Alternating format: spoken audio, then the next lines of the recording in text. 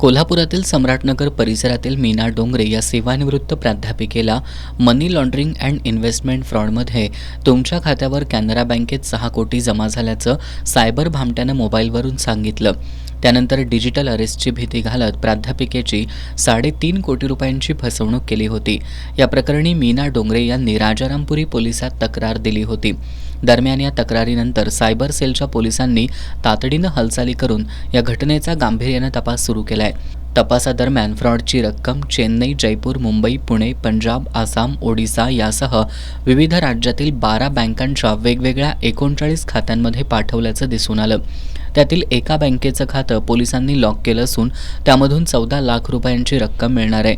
तशाच पद्धतीनं दुसऱ्या एका बँकेच्या खात्यावर जमा झालेले 42 लाख रुपये जप्त करण्याची प्रक्रिया सुरू असल्याचं अप्पर पोलीस अधीक्षक धीरजकुमार बच्चू यांनी सांगितलं। देशभरातील ज्या बँकांच्या खात्यांमध्ये सायबर भामट्यांनी 3.5 कोटींची रक्कम पाठवली ती शोधण्याचं काम युद्धपातळीवर सुरू आहे, अशी माहिती त्यांनी दिली।